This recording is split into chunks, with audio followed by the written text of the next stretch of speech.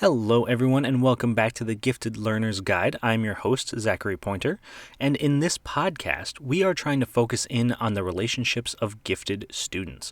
That means we're talking about the relationships between gifted students and other students, or between them and their teachers, counselors, administrators, parents, and so on. These relationships bring in their own benefits and their own difficulties, so we're aiming to learn a bit more about how we, as the people in a gifted student's life, can help support them. For this week's episode, I'm joined by Ruby Sowers. Ruby is currently an 8th grade civics and economics teacher and has been teaching for 4 years. I was lucky enough to sit down with Ruby and talk about her experiences with gifted education, so let's find out what she had to say. Welcome back to the Gifted Learner's Guide, and this week I am joined by Miss Sowers. And Miss Sowers, would you like to introduce yourself for us? Yes, my name is Ruby Sowers, and I am an 8th grade civics and economics teacher. All right, perfect. And so our podcast is focused on relationships between students and teachers, parents, admin, counselors, everyone involved in education. Could you tell us a little bit about what your specific relationship is with gifted education and then also education in general as a whole? Yes, I would argue that the relationship piece is primary in any classroom with any student, regardless of whether it's an English language learner or special education or even, in this case, gifted. The relationship piece has to be there. And we often talk about equity in education. Equity means that if somebody's got a paper cut, you give them the Band-Aid. If somebody's got the broken wrist, you give them something different, okay? So it doesn't look like one size fits all.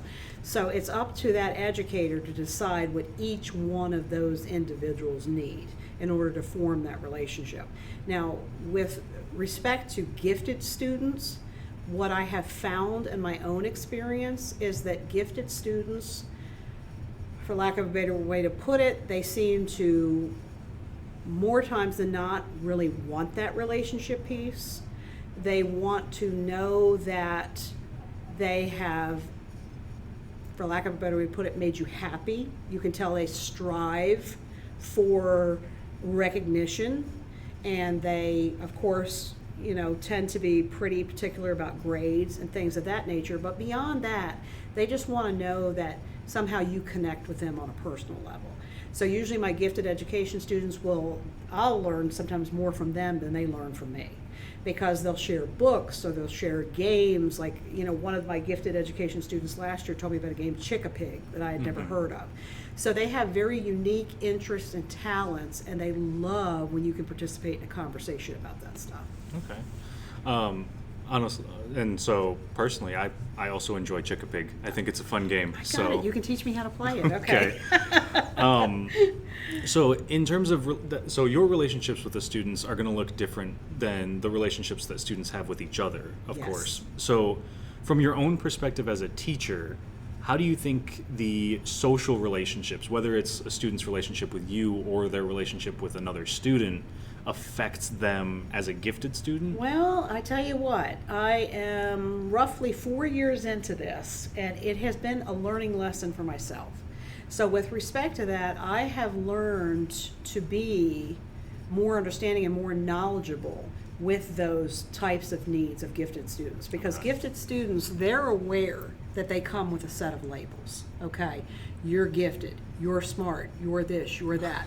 So oftentimes what they experience, let's take math for example, okay? And with gifted students, their specialty could be any number of things. Mm-hmm. But people automatically make the assumption that they're smart in everything, that they know everything. So a peer may come up to them in math and go, hey, can you explain this to me? Do you understand this?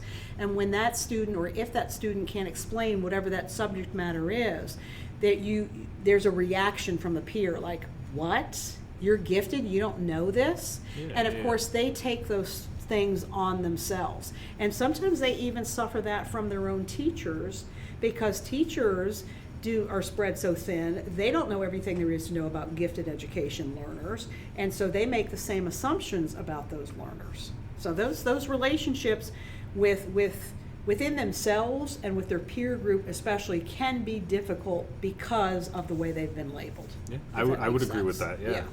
Do you think that's different than a relationship that a a non-gifted student may have as well? I think it's very different. I really do. Like I said, it's all about that label. I think it affects each side. I can tell you, even as a parent, from my own experience, when my son was in elementary school, he'd often come home crying and saying he wanted to be in the gifted program, that so-and-so's gifted, he's not gifted. So I think there is that tension there. With both young people, both in the gifted program and outside of the gifted program. I do. They feel that label. Okay. Yeah. All right. So building off of that, then there have been a large, working. I don't know what the right way to phrase it is, but there's been a group of people kind of working toward fixing like problems among gifted education. There's a big reason and a big push right now in fixing gifted education. That's why the school district that we're in, the budget has been increased for gifted education. Are there any problems that you would specifically point to when talking about relationships among gifted students, whether it's problems between themselves, with other students, teachers, parents, anything like that? Well, I'm listening to you, and of course there's a lot of things coming to my mind. First of all, I can't separate myself from what I know in my education, my subject, that there are all these high-level jobs in the United States that we currently cannot fulfill simply because we don't have those individuals that are creative, think out of the box, to plug into those. So when you're telling me that they're thinking about or have increased the budget for gifted students, that definitely needs to happen. Okay? Because there's our candidate pool for our great need in the United States. In addition to that, let's be honest, teachers are spread extremely thin, and especially coming out of a pandemic, we're worried about everybody's mental health. Well, when you talk about equity in education, mental health is going to look differently for different students. So when you talk about gifted students, their whole schematic is going to be different than, say, another student, for example. So you've got that piece to deal with, all right? Teachers have to manage behaviors.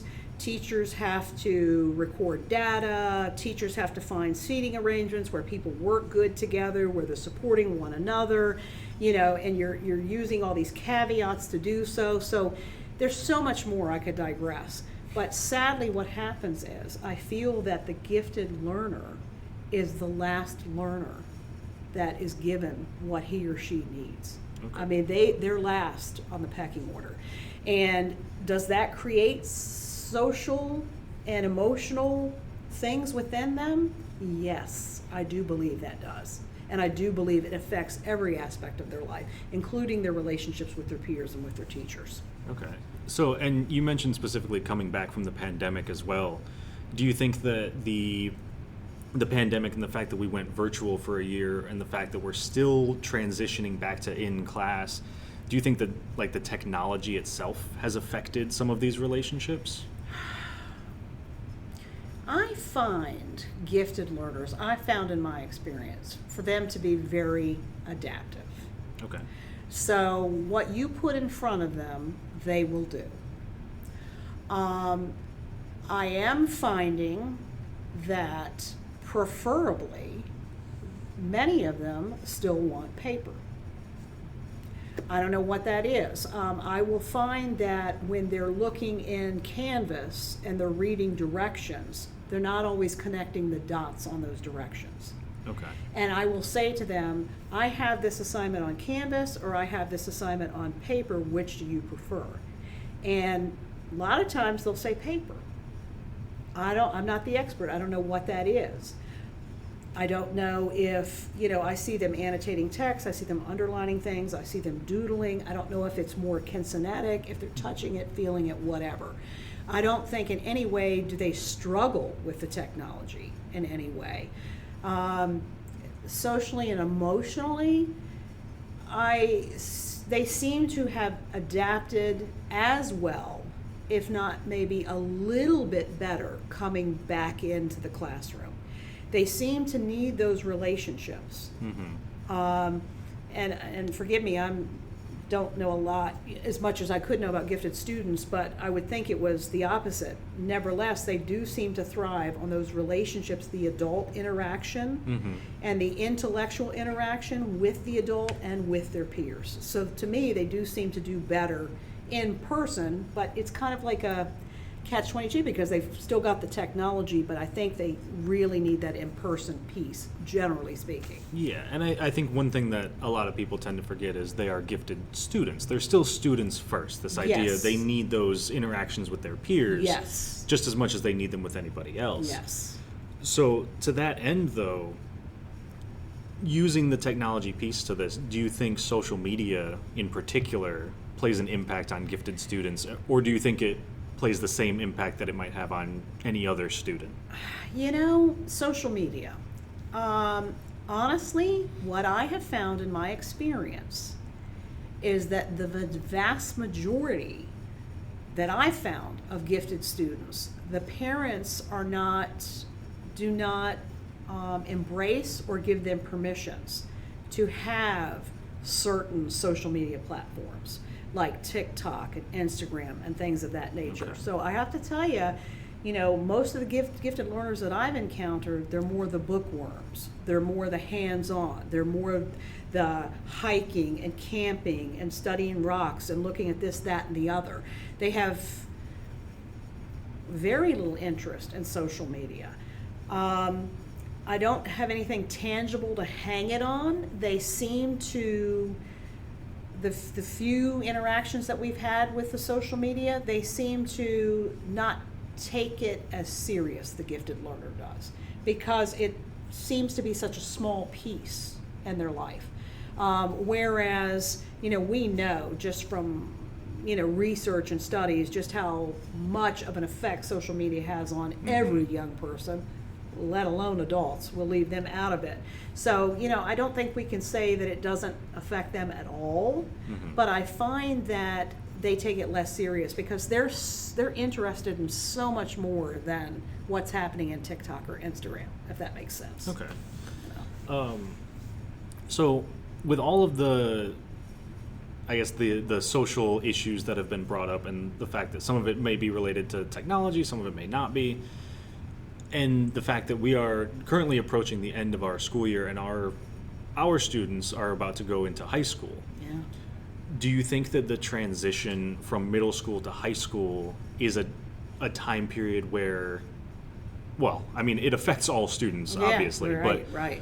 do you think that the relationship piece between their peers, because a lot of them are about to go from a middle school to a high school where a lot of their friends aren't going with them. Right. Do you think that could play a role in their next 4 years as they transition into high school? Definitely. It's going to be an adjustment. And as long as what I have found with gifted individuals from my own experience, as long as they feel that there's a soft place to land, somebody there that understands them, that is like-minded, or that they can bounce things off of, they seem to tend to, in their relationships, want that intellectual stimulation, that quirkiness, if you will, like, oh, cool, I love that too. You know what I'm saying? So I'm certain as an adult that I can envision them going to high school and finding these other folks. Okay. But I do believe it will be, of course, that transition for them where it'll initially be difficult. That's where I think the teacher will step in, and where gifted education is so important is that they have that structure, that curriculum, however it manifests and shows itself. They've got that steady place, if that makes sense, because they've had that gifted education through elementary, through middle school, and now high school. So I think that'll be the seam that will help that transition. Okay. If that makes sense. Yeah. So I got one last question for you. Yes. Just as an overall, generalization, what do you think that your relationship, like as a teacher, like what should be the teacher's relationship with a gifted student? Which I know that's a tough question. It has to be, you cannot, they need food, and they need that academic food. Okay. Now that's not to say we can forego the relationship, because I think those two are very closely intertwined. You have to be relatable to all students, including the gifted student. So no student, not even a general education teacher, can go in and say, well, I'm just going to do this, one size fits all. It's not going to work for the gifted student. And even if they may be doing academically well, they're not going to be doing socially well. You see the difference there, okay? So it's not all about the grade. So it is important to have that relationship, and it is important, I have to say, I'm encouraged to hear you say that there's more emphasis being put on gifted learners, there's more money being invested in that, and hopefully we can find a place where there is more coming from the teacher to feed that gifted education student. Because if I'm very honest, I think they're the last one to get the food in the classroom, both academically and emotionally, if this makes sense. Yeah, and do you think that's just because the teacher kind of assumes they can handle themselves, or? No, I think it's the teacher spread thin, number one. Okay. And I think number two, there is not as much emphasis on the teacher with respect to getting that gifted education training. Okay. You know, we have the continuing education, but it's really, really about that English language learner and really about that special education, you know, because the IEPs, the 504s, the documents, the laws, the regulations, and things like that. And so, you know, if I'm very transparent and very honest, I feel like, you know, the gifted learner, honestly, in the system is an afterthought. Okay. So, I guess with all that being said, though, we can kind of wrap things up. Are there any last-minute comments or anything you'd like to share? I think just, you know, to tie in to what, you know, the kind of questions you're asking, that relationship piece is critical. It really is critical. No matter how intelligent they are, they have to have that relationship piece to thrive. They have to have it with the educator or educators. So if they have more than one in a building, that's excellent. That's where I'd make the argument for all general education classroom teachers, the emphasis to be on special education as much as English language learners and special education. And they have to have that relationship with one another. So I think it's important to give them exposures to each other. I think, you know, having them have this separate gifted education class right now is sort of the fix, because they need hands-on, they need working with groups, they need brainstorming. And when you try to do that in a classroom, if we're honest with one another, that doesn't always happen the way that it should. So the relationship piece is critical. Okay. It's critical. Critical food. All right. Well, thank you very much for your time, Ms. Sowers. Yes. And I suppose next time we do the podcast, we'll have another guest. So thank right. you for joining us. Yes, thank you for having me. Good luck with everything. Thank you. I want to thank Ruby for joining us this week. I think that she had some great insight into the relationships between gifted students and their teachers. And for everyone listening, I want to highlight one thing that she said and kind of leave you with that. While talking about gifted students in the classroom, Ruby said that, quote, "Sadly what happens is the gifted learner is the last learner that is given what they need," end quote. And I think this is an incredibly powerful statement that highlights the view toward gifted learners. With the differentiation in education, teachers have to teach toward English language learners, special education students, general education students, and gifted students. And that doesn't even account for those students who are twice exceptional or that fit into more than one of those categories. So the phrase, "the gifted learner is the last learner that is given what they need," really tells us as educators that we need to open ourselves to our gifted students and ensure that they can come to us in the event that they're not getting what they need. And that's a hard thing for students to do. Knowing our students and knowing what they need is exactly the kind of relationship that we need to make sure to guarantee that our gifted students are not the last learner in the classroom. So thank you everyone for listening, and we'll see you next week for another episode of the Gifted Learner's Guide.